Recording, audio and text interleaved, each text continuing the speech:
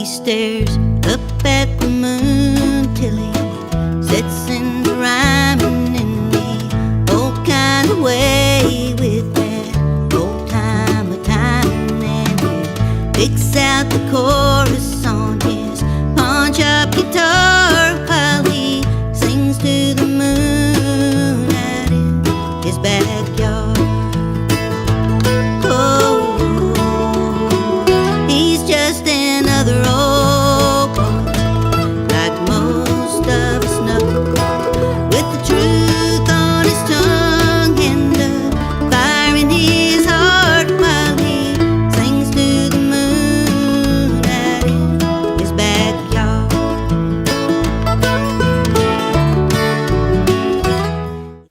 This is called Grandpa's Shoulder. We moved a lot when I was a kid, both in fair and chilly weather. Sometimes I'd hear what Grandpa did, but it didn't really matter. Might be a fight about some slide or another nosy neighbor. He never joked, and the words he spoke, he'd cut you like a razor. He had his own way, based on fair play, dealing square and on the level. I've heard folks say he'd spend all day a-talking Jesus to the devil. I lived with him until he died. Since then I've been a loner, but filled with pride to know inside I'm a chip off the old man's shoulder. You can't see his face from your Cadillac window. The rose color hides all the hunger and pain. You ride down that road in your Cadillac hurry, avoiding the eyes of the man in the rain. He stands there so cold in the rain by the highway. He's probably not eaten for 2 or 3 days. Drank his last whiskey about 4 in the morning. The only thing warm is the fire in his brain. Now he may just look like some drunk old pretender, but he's someone's father or brother or son. You cannot judge from your Cadillac window, caught up in your big race to be number one. Some people say that he was a contender, a middleweight boxer of some local fame. That was before he tasted red whiskey, before he found out Mr. Daniel's first name.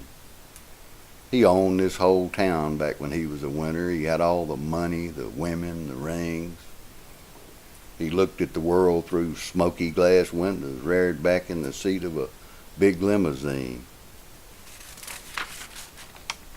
He saw no one's face from his Cadillac window. The rose color hid all the hunger and pain. He rode down that road in a Cadillac hurry, avoiding the eyes of the man in the rain. The next time you see him alone on the highway, remember these words I'm saying to you. Look into the eyes of that cold, lonely stranger. That man in the rain could turn out to be you.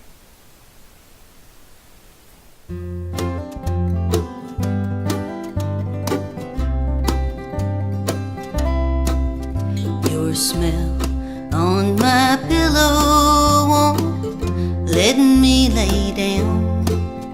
I sleep on the floor by the bed. Your memory lingers like smoke on steel air. I'm sorry was all that you said. Emotions like oceans are pushed by the wind and pulled by a wandering moon. The clock in the kitchen keeps time on the shelf, and dust bunnies abide in the gloom.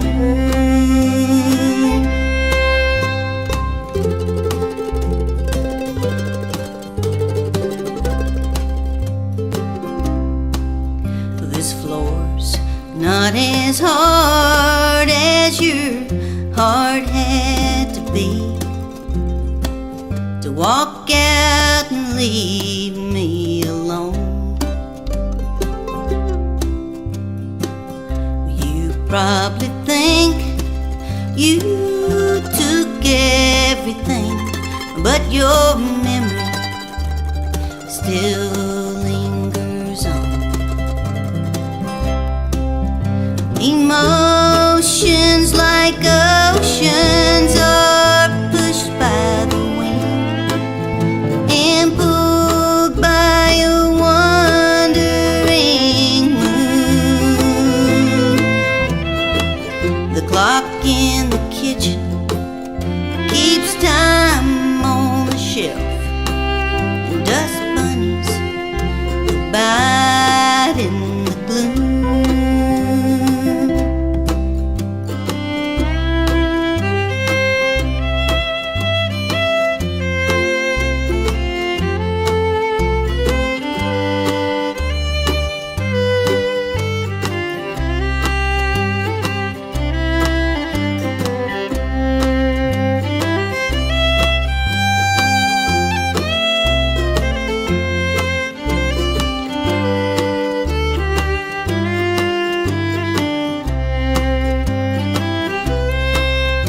Emotions like oceans are pushed by the wind and pulled by a wandering moon.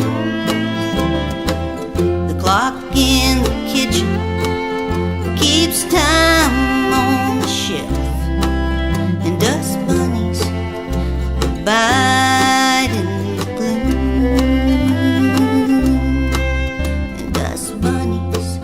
Abide in the gloom.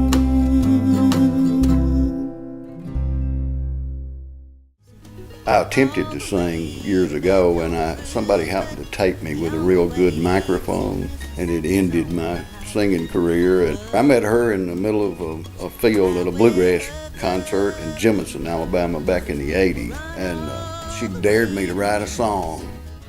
Well, I started playing and singing when I was about 12 years old, as soon as I could learn how to play a chord on a guitar.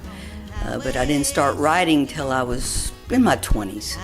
And with Don, I guess I was early 30s, I think, when we got together. I was trying to write some, but, you know, I trashed mine when I started hearing his poetry. Them stripped out old coal mines, a few scraggly gyp pine, about all there is left of the place we call home. No sign of our hill or that deep dark old holler. They paid him $1 a ton, Daddy said. They paid him $1 a ton. I'll always remember her face that November when he said, "Go pack, gal, we're a-moving away." She lowered her eyes and her face got real hard then. "You're selling my dreams for that coal man's small change."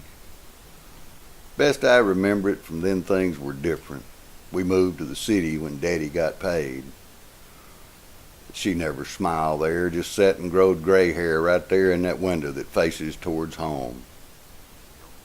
She died there last winter, her heart broke and bitter. He'd sold all her dreams for the price of black gold. No use to pretending I'll ever forgive him for selling her dreams or for making her old. That old man just sits there in his damned old armchair, dried egg in his chest hair, don't know what he's done. But I will remember her face, sweet and tender, the peace finally in her, when I took her home to them stripped out old coal mines and few scraggly gyp pines, all there was left of that place we called home. No sign of our hill or that deep dark old holler. They paid him $1 a ton, Daddy said. They paid him $1 a ton.